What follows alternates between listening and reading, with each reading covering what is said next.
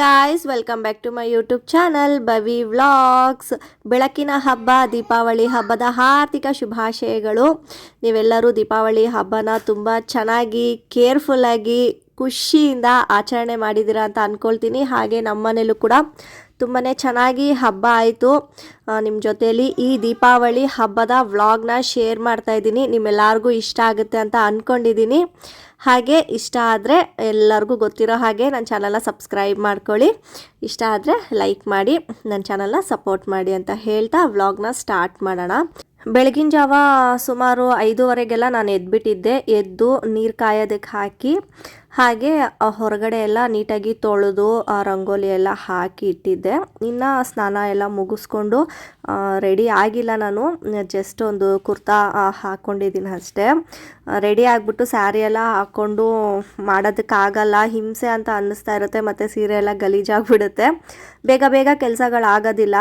ಅದಕ್ಕೆ ಫಸ್ಟು ಒಂದು ಕುರ್ತಾ ಹಾಕ್ಕೊಂಡು ಆಮೇಲೆ ಪೂಜೆ ಟೈಮ್ಗೆ ರೆಡಿ ಆಗೋಣ ಅಂತ ಅಂದ್ಕೊಂಡು ಬಂದು ಕಿಚನಲ್ಲಿ ಕಜ್ಜಾಯ ಮಾಡೋದಕ್ಕೆ ಅಕ್ಕಿನ ನೆನೆ ಹಾಕ್ತಾ ಇದ್ದೆ. ನೆನೆ ಹಾಕಿ ನಾನಿನ್ನು ಸ್ಟವ್ ಎಲ್ಲ ನೈಟೇ ಎಲ್ಲ ಕ್ಲೀನ್ ಮಾಡಿ ಇಟ್ಕೊಂಡಿದ್ದೆ. ಸ್ಟವ್ಗೆಲ್ಲ ಅರಿಶಿನ ಕುಂಕುಮ ಎಲ್ಲ ಹಚ್ಚಿ ಹೂವು ಎಲ್ಲ ಇಟ್ಟು ಪೂಜೆ ಎಲ್ಲ ಮಾಡ್ಕೊತಾ ಇದ್ದೀನಿ.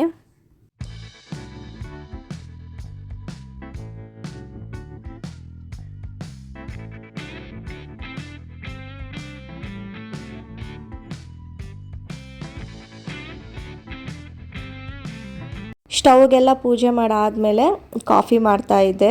ನಮ್ಮ ಮಮ್ಮಿ ಮತ್ತು ಡ್ಯಾಡಿನಿಬ್ಬರನ್ನೂ ಕರೆದಿದ್ದೆ ನಾನು ಮನೆಗೆ. ಇನ್ನೇನು ಅಲ್ಲೇನು ಹಬ್ಬ ಮಾಡ್ತೀರಾ ಇಬ್ಬರು, ಇಲ್ಲೇ ಬಂದುಬಿಡಿ ಅಂತ. ಸುಮಾರು ಒಂದು 2-3 ವರ್ಷದಿಂದನೂ ನಾನು ಇಲ್ಲೇ ಕರ್ಕೊಂಡ್ಬಿಡ್ತೀನಿ, ನಮ್ಮ ಮನೆಯಲ್ಲೇ ಇಲ್ಲೇ ಒಟ್ಟಿಗೆ ಹಬ್ಬ ಮಾಡೋಣ ಅಂತ. ನಮ್ಮ ಅಮ್ಮನ್ನ ಮಾತ್ರ ಒಂದು ದಿನಕ್ಕೆ ಮುಂಚೆನೇ ಕರ್ಕೊಂಡಿದ್ದೆ. ನಮ್ಮ ಡ್ಯಾಡಿಗೇನೋ ಕೆಲಸ ಇತ್ತು ಅಂದ್ಬಿಟ್ಟು ಅವರು ನಾನು ನಾಳೆ ಬರ್ತೀನಿ ಅಂತ ಹೇಳಿದರು. ಸರಿ, ಅವರು ಬಂದಿಲ್ಲ, ಈವ್ನಿಂಗ್ ಬಂದರು. ಸರಿ, ನಾವು ಇನ್ನೇನು ಮಾಡೋದು, ಅವ್ರ ಕೆಲಸ ಇದೆ ಅಂದ್ಬಿಟ್ಟು ನಾವೇ ಹಬ್ಬ ಮಾಡ್ಕೊಳ್ತಾ ಇದ್ವಿ. ಸರಿ, ಅವ್ರಿಗೆಲ್ಲ ಕಾಫಿ ಮಾಡಿ ಕೊಡ್ತಾ ಇದ್ದೀನಿ. ಇನ್ನು ಇವತ್ತು ಸ್ಪೆಷಲಾಗಿ ಯಾವಾಗ್ಲೂ ತರಕಾರಿ ಸಾಂಬಾರೇ ಮಾಡಬೇಕು, ಇಲ್ಲ ಒಬ್ಬಟ್ಟು ಮಾಡಿದ್ರೆ ಒಬ್ಬಟ್ಟು ಸಾಂಬಾರು ಮಾಡಬೇಕು ಅಂದ್ಬಿಟ್ಟು ಈ ಸಲ ಸ್ವಲ್ಪ ಡಿಫ್ರೆಂಟಾಗಿ ಮಾಡೋಣ ಅಂದ್ಬಿಟ್ಟು ಮೊಳಕೆ ಕಾಳು ಮಾಡೋಣ ಅಂತ ಅಂದ್ಕೊಂಡೆ. ಮೊಳಕೆ ಕಟ್ಟಿ ಇಕ್ಕೋದೆ ಮರ್ತೋಗ್ಬಿಟ್ಟಿದ್ದೆ. ಅದಕ್ಕೆ ಸರಿ, ಇದು ಬಟಾಣಿ ಮತ್ತು ಕಡಲೆಕಾಳು ಹಾಕ್ಬಿಟ್ಟು ಮಸಾಲ ಮಾಡ್ತಾರಲ್ವ, ಅದನ್ನು ಮಾಡಿಬಿಡೋಣ. ಅದ್ರ ಜೊತೆಗೆ ಏನಾದರೂ ಪೂರಿನೋ ಚಪಾತಿನೋ ಇಲ್ಲ ರೈಸೋ ಏನೋ ಒಂದು ಆಗುತ್ತೆ ಅಂದ್ಬಿಟ್ಟು ಅದನ್ನು ಮಾಡೋದಕ್ಕೆ ರೆಡಿ ಮಾಡ್ಕೊಳ್ತಾ ಇದ್ದೆ. ಫಸ್ಟು ಇವ್ರಿಗೆಲ್ಲ ಕಾಫಿ ಕೊಟ್ಬಿಡೋಣ, ಆಮೇಲೆ ಅಡುಗೆಗೆ ಇಟ್ಬಿಟ್ಟು ಮಾಡೋಣ ಅಂತ ಮಾಡ್ತಾಯಿದ್ದೀನಿ.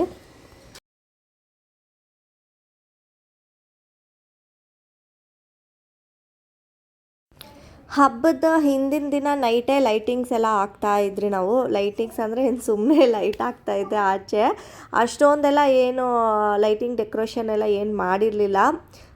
ಇರೋ ಜಾಗದಲ್ಲೇ ಸ್ವಲ್ಪ ಆಚೆ ಮಾತ್ರ ಆ ಡೋರ್ ಹತ್ರ ಹಾಕಿದ್ರಿ ಅಷ್ಟೇ. ಇನ್ನೂ ಒಂದಿತ್ತು, ಅದನ್ನು ಶ್ರೀಹಾನ್ ಕಿತ್ತಾಕ್ಬಿಟ್ಟ. ಸರಿ, ಒಂದೇ ಸಾಕು ಬಿಡು ಅಂದ್ಬಿಟ್ಟು ಡೋರಿಂದ ಆಚೆ ಮಾತ್ರ ಅದನ್ನು ಹಾಕ್ತಾ ಇದ್ವಿ.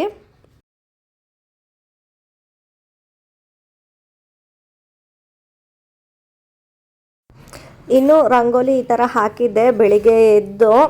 ಚೆನ್ನಾಗಿ ಬಂದಿತ್ತು, ಕಲರ್ಸ್ ಎಲ್ಲ ಹಾಕಿ. ಈ ಥರ ಏನೋ ಒಂಥರ ಕಳೆ ಅಂತ ಅನಿಸುತ್ತೆ ಮನೆಗೆ. ಕಲರ್ಸ್ ಎಲ್ಲ ಹಾಕಿ ರಂಗೋಲಿ ಹಾಕಿದರೆ ತುಂಬ ಚೆನ್ನಾಗಿರುತ್ತೆ. ದೀಪಾವಳಿ ಅಂತ ದೀಪ ಥರದ್ದು ರಂಗೋಲಿ ಹಾಕಿದ್ದೆ.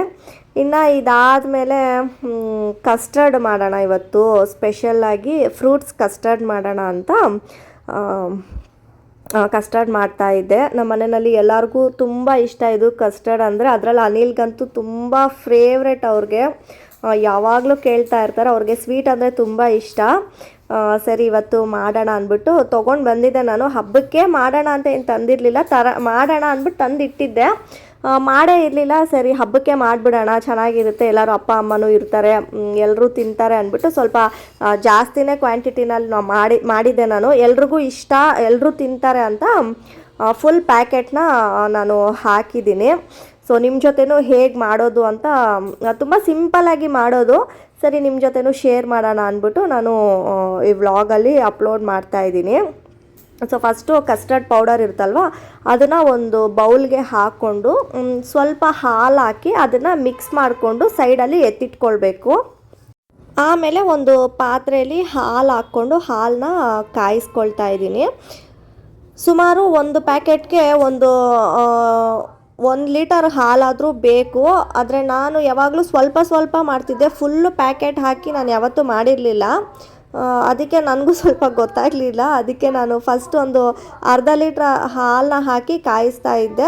ಸಕ್ಕರೆಗೆ ನಿಮಗೆ ಎಷ್ಟು ಸ್ವೀಟು ನೀವು ಎಷ್ಟು ಇಷ್ಟಪಡ್ತೀರೋ ಅಷ್ಟು ಸಕ್ಕರೆ ಹಾಕ್ಕೋಬೋದು. ನಾನು ಸ್ವಲ್ಪ ಕಡಿಮೆನೇ ಹಾಕ್ತೀನಿ, ಜಾಸ್ತಿ ಸ್ವೀಟ್ ಇದ್ದರೆ ತಿನ್ನೋಕ್ಕಾಗಲ್ಲ ಅಂತ ಸ್ವಲ್ಪನೇ ಹಾಕಿದ್ದೀನಿ ನಾನು. ಅದಾದಮೇಲೆ ಹಾಲು ಉಕ್ಕು ಬರಬೇಕು, ಅಲ್ಲಿವರೆಗೂ ಸ್ವಲ್ಪ ಮಿಕ್ಸ್ ಮಾಡಿಕೊಂಡು ಅದು ಹಾಲೆಲ್ಲ ಉಕ್ಕಿ ಬಂದ ಮೇಲೆ ನಾವು ಮಿಕ್ಸ್ ಮಾಡಿ ಇಟ್ಕೊಂಡಿರ್ತೀವಲ್ಲ ಆ ಕಸ್ಟರ್ಡ್ ಪೌಡರ್ನ ಅದನ್ನು ಹಾಲಲ್ಲಿ ಹಾಕಿ ಮಿಕ್ಸ್ ಮಾಡಬೇಕು. ಯಾವುದೇ ರೀತಿ ಲಮ್ಸ್ ಬರದೇ ಇರೋ ಹಾಗೆ ಲೋ ಫ್ಲೇಮಲ್ಲಿ ಇಟ್ಕೊಂಡು ನಿಧಾನಕ್ಕೆ ಸ್ವಲ್ಪ ಸ್ವಲ್ಪನೇ ಹಾಕ್ಕೊಂಡು ಮಿಕ್ಸ್ ಮಾಡ್ಕೊಬೇಕು. ನೋಡಿ ಆಲ್ರೆಡಿ ಎಷ್ಟು ಗಟ್ಟಿಯಾಗಿಬಿಟ್ಟಿದೆ ಅಂತ. ಅದೇ ಆಗಲೇ ಹೇಳ್ದಾಗೆ ನನಗೆ ಗೊತ್ತಾಗಲಿಲ್ಲ, ಫುಲ್ ಪ್ಯಾಕೆಟ್ ಹಾಕಿ ನಾನು ಯಾವತ್ತೂ ಮಾಡಿರಲಿಲ್ಲ. ಅದಕ್ಕೆ ಆಮೇಲೆ ಬೌಲ್ ಕೂಡ ತುಂಬ ಚಿಕ್ಕದಾಗೋಯ್ತು. ಅದಕ್ಕೆ ಅದನ್ನು ಬೌಲ್ ಚೇಂಜ್ ಮಾಡಿ ಸ್ವಲ್ಪ ದೊಡ್ಡ ಬೌಲಲ್ಲಿ ಹಾಕಿ ಒಂದು 10 ನಿಮಿಷ ಅದನ್ನು ಮಿಕ್ಸ್ ಮಾಡ್ಕೊಳ್ತಾ ಕುದಿಸ್ಕೊಂಡ್ರೆ ಸಾಕು. ಆಮೇಲೆ ಆಫ್ ಮಾಡಿ ಫುಲ್ಲು ತಣ್ಣಗಾಗೋವರೆಗೂ ಬಿಡಬೇಕು. ತಣ್ಣಗಾದಮೇಲೆ ನಾವು ಕಟ್ ಮಾಡ್ಕೊಂಡಿರೋಂಥ ಹಣ್ಣು, ಡ್ರೈ ಫ್ರೂಟ್ಸು ಏನು ಕಟ್ ಮಾಡ್ಕೊಂಡಿರ್ತೀವೋ ಅದನ್ನೆಲ್ಲ ಹಾಕ್ಕೊಳ್ಳೋದು. ನಾನು ಸ್ವಲ್ಪ ಬಾದಾಮಿ, ಗೋಡಂಬಿ, ಆ್ಯಪಲ್ಲು, ಬಾಳೆಹಣ್ಣು ಮತ್ತು ದಾಳಿಂಬೆ ಹಣ್ಣು, ನಿಮ್ಗೆ ಇಷ್ಟ ಆದರೆ ದ್ರಾಕ್ಷಿ ಕೂಡ ಹಾಕ್ಕೊಳ್ಬೋದು. ನನಗೆ ಅದು ಹುಳಿ ಸಿಗ್ತಾ ಇರುತ್ತೆ ಬಾಯಿಗೆ ಅಂತ ನನಗಿಷ್ಟ ಆಗಲ್ಲ. ನಾನು ಯಾವಾಗಲೂ ಇಷ್ಟೇ ಹಾಕ್ಕೊಳ್ಳೋದು. ಇಷ್ಟು ಹಾಕ್ಕೊಂಡು ಚೆನ್ನಾಗಿ ಮಿಕ್ಸ್ ಮಾಡಿಕೊಂಡು ಫ್ರಿಡ್ಜಲ್ಲಿ ಒಂದು 2-3 ಅವರ್ ಇಟ್ಟರೆ ಫ್ರೂಟ್ಸ್ ಕಸ್ಟರ್ಡ್ ರೆಡಿ. ಇನ್ನು ನೆಕ್ಸ್ಟು ಬೀನ್ಸ್ ಪಲ್ಯ ಮಾಡ್ತಾಯಿದ್ದೀನಿ. ಅದನ್ನೇನು ವಿಡಿಯೋ ಶೂಟ್ ಮಾಡ್ಕೊಂಡಿಲ್ಲ. ಆಲ್ಮೋಸ್ಟ್ ಎಲ್ಲರಿಗೂ ಬೀನ್ಸ್ ಪಲ್ಯ ಮಾಡೋದಕ್ಕೆ ಬರುತ್ತಲ್ವ. ಸುಮ್ಮನೆ ಹಾಗೆ ಏನು ಅಡುಗೆ ಮಾಡಿದ್ದೆ ಹಬ್ಬದ ದಿನ ಅಂತ ತೋರಿಸೋದಕ್ಕೋಸ್ಕರ ಬೀನ್ಸ್ ಪಲ್ಯನ ತೋರಿಸ್ತಾ ಇದ್ದೀನಿ. ಅದೇ ಹೇಳ್ದಾಗೆ ಬಟಾಣಿ, ಕಡಲೆಕಾಳು ಹಾಕಿ ಮಸಾಲ ಸಾಂಬಾರು ಮಾಡಿದ್ದೆ. ಅದ್ರ ಜೊತೆಗೆ ಬೀನ್ಸ್ ಪಲ್ಯ, ಅದ್ರ ಜೊತೆಗೆ ಮಸಾಲೆ ವಡೆ ಅಥವಾ ಕಡಲೆಬೇಳೆ ವಡೆ ಅಂತ ನಾವೇನು ಹೇಳ್ತೀರಿ ಅದು ನೋಂಬೇಕಲ್ವ, ನೋಮೋದಕ್ಕೋಸ್ಕರ ಮಾಡಿದ್ದೆ. ಹಾಗೆ ಕಸ್ಟರ್ಡು, ರೈಸು ಮತ್ತು ಹಪ್ಳ, ಇಷ್ಟೇ ಸಿಂಪಲಾಗೆ ಮಾಡಿದ್ದು. ಯಾರು ತಿನ್ನೋದಿಲ್ಲ, ಸುಮ್ಮನೆ ಮಾಡಿ ಮಾಡಿ ಯಾವಾಗಲೂ ವೇಸ್ಟ್ ಆಗುತ್ತೆ. ಅದಕ್ಕೆ ತುಂಬ ಲಿಮಿಟಾಗೆ ಮಾಡಿದ್ದೆ ಈ ಸಲ. ಇನ್ನು ಕಜ್ಜಾಯನ ಲಾಸ್ಟಲ್ಲಿ ಇಟ್ಕೊಂಡಿದ್ದೀನಿ ಮಾಡೋದಕ್ಕೆ, ಲಾಸ್ಟಲ್ಲಿ ಮಾಡ್ಕೊಳ್ಳೋಣ ಅಂತ. ಫಸ್ಟ್ ಎಲ್ಲ ರೆಡಿ ಮಾಡ್ಕೊಂಡ್ಬಿಡೋಣ ಅಂತ. ನಾನು ಇಷ್ಟು ರೆಡಿ ಮಾಡೋ ಅಷ್ಟರಲ್ಲಿ ಅಮ್ಮ ಸ್ನಾನ ಮಾಡ್ಕೊಂಡು ಅವರು ರೆಡಿ ಆಗ್ತಾಯಿದ್ರು. ಸರಿ, ನಾನು ಅವರು ಸ್ನಾನ ಮುಗಿಸ್ಕೊಂಡು ಬರಲಿ ಅಷ್ಟರಲ್ಲಿ ನಾನು ದೇವ್ರ ಹತ್ರ ಎಲ್ಲ ಪೂಜೆಗೆಲ್ಲ ರೆಡಿ ಮಾಡಿ ಇಟ್ಕೊಂಬಿಡೋಣ ಅಂದ್ಬಿಟ್ಟು ದೇವ್ರ ಹತ್ರ ಪೂಜೆಗೆಲ್ಲ ರೆಡಿ ಮಾಡ್ತಾ ಇದ್ದೀನಿ.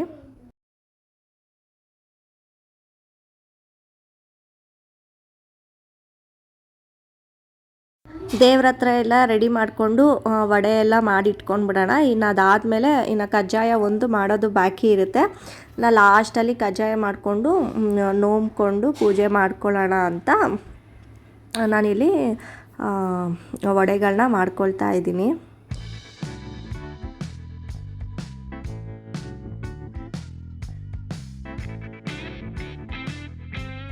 ಕಜ್ಜಾಯ ಮಾಡೋದಕ್ಕೆ ಅಕ್ಕಿನ ಒಣಗಾಕಿದ್ರಿ, ಇಲ್ಲೇ ಹಾಲಲ್ಲೇ ಫ್ಯಾನ್ ಹಾಕ್ಬಿಟ್ಟು ಆರೋದಕ್ಕೆ ಬಿಟ್ಟಿದ್ರಿ. ಪ್ರತಿ ವರ್ಷ ಅಮ್ಮನೇ ನನಗೆ ಕಜ್ಜಾಯ ಮಾಡೋದಕ್ಕೆ ಪಾಕ ಎಲ್ಲ ಎತ್ತಿ ಕೊಡೋದು. ಈ ವರ್ಷವೂ ಅಮ್ಮನೇ ನನಗೆ ಪಾಕ ಎತ್ತಿ ಕೊಡೋದಕ್ಕೆ ಎಲ್ಲ ರೆಡಿ ಮಾಡ್ಕೊತಾ ಇದ್ರು ಅವರೇ. ನಾನು ಈ ಕಡೆ ಕಿಚನಲ್ಲಿ ರೆಡಿ ಮಾಡ್ಕೊಳ್ತಾ ಇದ್ದೆ, ಅವರು ಕಜ್ಜಾಯ ಮಾಡೋದಕ್ಕೆ ರೆಡಿ ಮಾಡ್ತಾಯಿದ್ರು. ಇನ್ನು ಬಾಳೆ ಎಲೆ ತೊಗೊಂಡು ಬರೋಕ್ಕೆ ಹೇಳಿದ್ದೆ ಅನಿಲ್ಗೆ, ಮರ್ತೋಗ್ಬಿಟ್ಟಿದ್ರು ಅವರು. ಆಮೇಲೆ ಬೆಳಿಗ್ಗೆ ನೆನ್ಪು ಮಾಡಿದೆ ನಾನು, ಬಾಳೆ ಎಲೆ ತಂದಿಲ್ಲ ನೀನು ಅಂತ. ಹೊರಗಡೆ ಹೋಗಿದ್ರು, ಸರಿ ಅವಾಗ ಬರೋವಾಗ ಬಾಳೆ ಎಲೆ ತೊಗೊಂಡು ಬಂದರು. ನಾನು ಅಷ್ಟರಲ್ಲಿ ವಡೆ ಮಾಡ್ತಾ ಇದ್ದೆ, ಅದಕ್ಕೆ ಪೇಪರ್ ಹಾಕ್ಬಿಟ್ಟು ಪೇಪರ್ ಮೇಲೆ ಹಾಕಿದ್ದೆ. ಆಮೇಲೆ ತಂದು ಕೊಟ್ಟ ಮೇಲೆ ನಾನು ಅದನ್ನು ಚೇಂಜ್ ಮಾಡಿಬಿಟ್ಟು ಬಾಳೆ ಎಲೆಯಲ್ಲಿ ಹಾಕಿದ್ದೀನಿ. ಇನ್ನು ಒಂದೊಂದೇ ಕೆಲಸ, ಹಬ್ಬ ಅಂದಮೇಲೆ ಗೊತ್ತಲ್ವಾ, ಎಷ್ಟು ಕೆಲಸ ಮಾಡಿದ್ರೂ ಕೆಲಸದ ಮೇಲೆ ಕೆಲಸ ಇದ್ದೇ ಇರುತ್ತೆ. ಇನ್ನು ಅಲ್ಲೆಲ್ಲ ಮುಗಿಸ್ಕೊಂಡು ಬಂದು ಇಲ್ಲಿ ಕಜ್ಜಾಯಗೆ ಅಕ್ಕಿನ ರುಬ್ಕೊಳ್ತಾ ಇದ್ದೆ, ಪುಡಿ ಮಾಡ್ಕೊಳ್ತಾ ಇದ್ದೆ. ಅಕ್ಕಿ ಹಿಟ್ಟನ್ನ ರೆಡಿ ಮಾಡ್ಕೊಳ್ತಾ ಇದ್ದೆ. ಅಮ್ಮನೂ ಹೆಲ್ಪ್ ಮಾಡಿಕೊಡ್ತಾ ಇದ್ರು. ಅದೇನೋ ನನಗೆ ಅವ್ರ ಹತ್ರ ಮಾಡಿಸೋದಕ್ಕೆ ನನಗೆ ಇಷ್ಟ ಆಗಲ್ಲ. ಅವ್ರು ಆರಾಮಾಗಿ ನೋಡಿಕೊಂಡು ಮಗುನ ಜೊತೆ ಆಟ ಆಡಿಕೊಂಡು ಇರಬೇಕು ಅಂತ ನನಗಿಷ್ಟ ಆಗುತ್ತೆ. ಬಟ್ ಆದರೆ ಅವ್ರು ಸುಮ್ಮನೆ ಇರಲ್ಲ. ಒಬ್ಬಳೇ ಮಾಡ್ತಾ ಇರ್ತೀಯ ಕೊಡು, ನಾನೇನಾದರೂ ಮಾಡ್ತೀನಿ ಅಂದ್ಬಿಟ್ಟು ಮಾಡ್ತಾ ಇರ್ತಾರೆ. ಹೆಲ್ಪ್ ಮಾಡಿಕೊಟ್ರು ಅಮ್ಮ ಕೂಡ. ಈ ಕಡೆ ಅನಿಲು ಅವ್ರಿಗೆ ಎಷ್ಟು ಹೆಲ್ಪ್ ಆಗುತ್ತೋ ಅವರು ಮಾಡಿಕೊಡ್ತಾಯಿದ್ರು. ಕಜ್ಜಾಯ ಮಾಡೋದಕ್ಕೆ ಪಾಕ ರೆಡಿ ಮಾಡ್ತಾ ಇದ್ದಾರೆ ಅಮ್ಮ. ಇಷ್ಟೊತ್ತಾಯಿತು, ನಾವು ಇಷ್ಟು ಕೆಲಸ ಮುಗಿಸಿದ್ದೀವಿ. ಇನ್ನು ಕಜ್ಜಾಯ ಒಂದು ಮಾಡಿದ್ರೆ ಎಲ್ಲನೂ ರೆಡಿ ಆಗುತ್ತೆ. ಪೂಜೆ ಒಂದು ಮಾಡಬೇಕಷ್ಟೆ. ಅನಿಲ್ಗೆ ಶ್ರೀಹಾನ್ಗೆ ಹೇಳ್ತಾ ಇದ್ದೀನಿ, ಇಬ್ಬರು ಸ್ನಾನ ಮಾಡ್ದಿರಾನೆ ಹಾಗೆ ಇದ್ದಾರೆ. ಬೈದು ಸಾಕಾಗೋಗಿ ಆಮೇಲೆ ಹೋಗಿ ಸ್ನಾನ ಮಾಡಿಕೊಂಡು ರೆಡಿ ಆದರು. ಅವರಿಂದನೇ ಯಾವಾಗಲೂ ಲೇಟ್ ಆಗುತ್ತೆ ನಮ್ಮ ಮನೆಯಲ್ಲಿ. ಕಜ್ಜಾಯ ಮಾಡೋದಕ್ಕೆಲ್ಲ ರೆಡಿ ಆಯಿತು. ತುಂಬಾ ಚೆನ್ನಾಗಿ ಬಂದಿತ್ತು. ಇನ್ನು ಕಜ್ಜಾಯ ಒಂದು ಮಾಡಬೇಕು. ಇದು ರೆಡಿ ಆಯ್ತಲ್ವ, ಇದೊಂದು ಸ್ವಲ್ಪ ತಣ್ಣಗಾದ್ಮೇಲೆ ಕಜ್ಜಾಯ ಸುಡಬೇಕು.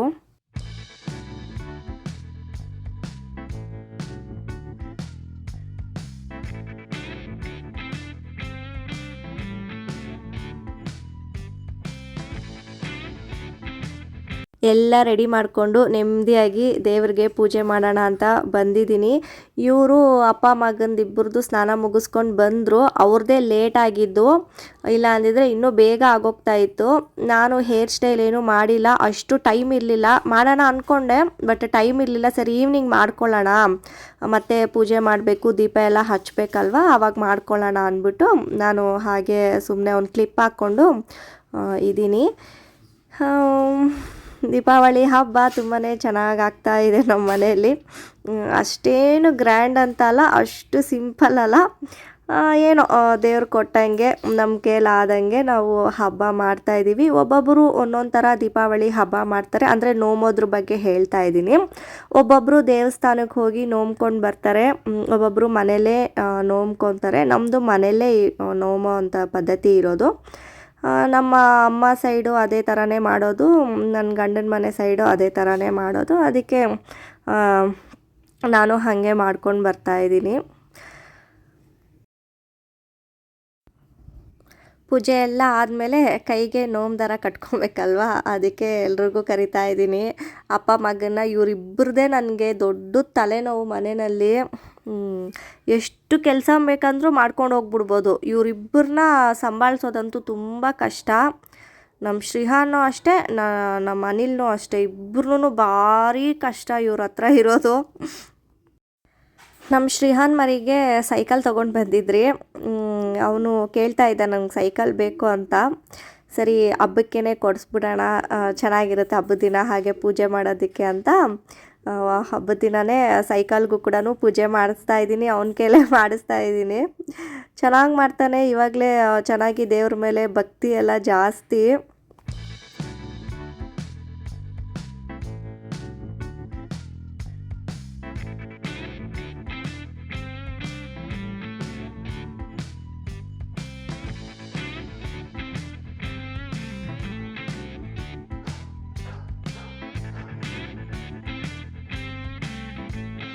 ಎಲ್ಲ ಮುಗೀತು. ಎಲ್ಲ ಮುಗಿಸ್ಕೊಂಡು ಊಟ ಮಾಡ್ತಾ ಇದ್ದೀನಿ. ಊಟ ಮಾಡಿಕೊಂಡು ಹಾಗೆ ಶ್ರೀಹಾನ್ಗೂ ಕೂಡ ಊಟ ತಿನ್ನಿಸ್ತಾ ಇದ್ದೆ.